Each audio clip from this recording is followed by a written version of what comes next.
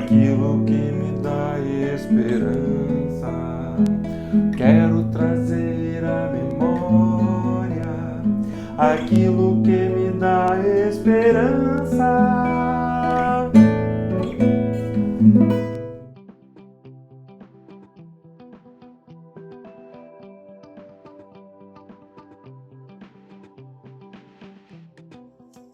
Irmãos, muito bom estar com vocês para mais essa dose de esperança.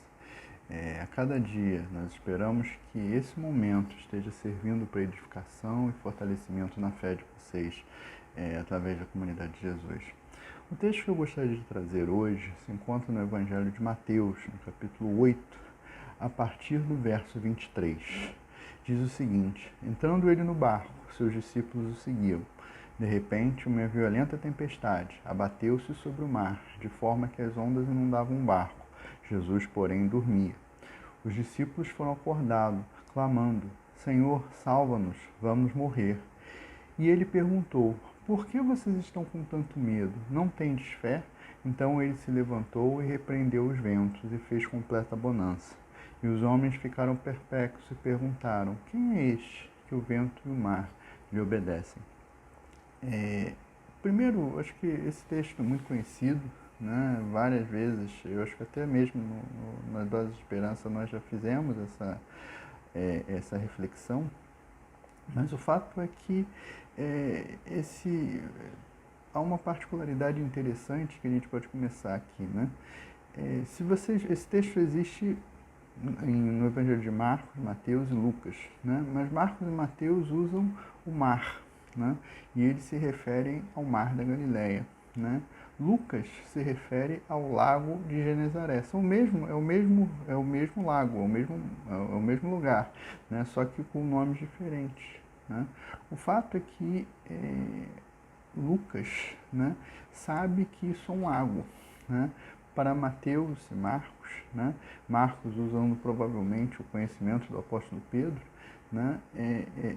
Eles chamam de mar. Isso tem um aspecto assim.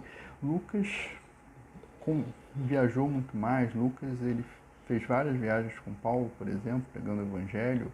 Esteve com Paulo na sua viagem final até Roma, né? Então ele tinha um conhecimento do mundo muito maior, né, do que Mateus, o apóstolo Mateus e provavelmente o apóstolo Pedro, que serviu como base, né, para o Evangelho de Marcos, né? Assim, isso nos coloca, né, um primeiro ponto, né, se esse mar, né, se essa tempestade no mar representa, né, as circunstâncias da vida, que muitas vezes são revoltas, né, o que é o mar para alguns, né, para outros vai ser o lago, né? Mas assim, para todos, né, e para aqueles que passam as circunstâncias de dificuldade, é igualmente ameaçador, né? Às vezes a gente não sente ou não percebe os problemas que os nossos irmãos, que os nossos amigos passam, mas é ameaçador.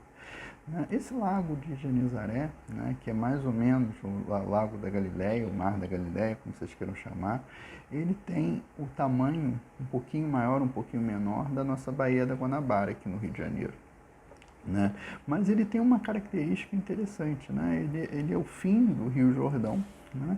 E pela posição dele, pelo lugar onde ele fica, ele está sujeito a mudanças muito fortes de humor, de tempo, de clima. Então, de repente, do nada, né, sem que se perceba, você tem tempestades, e essas tempestades causam ondas que são ondas de 2,5 metros de altura, né, que para os barcos que eram utilizados pelos discípulos de Jesus naquela época eram ameaçadoras, né?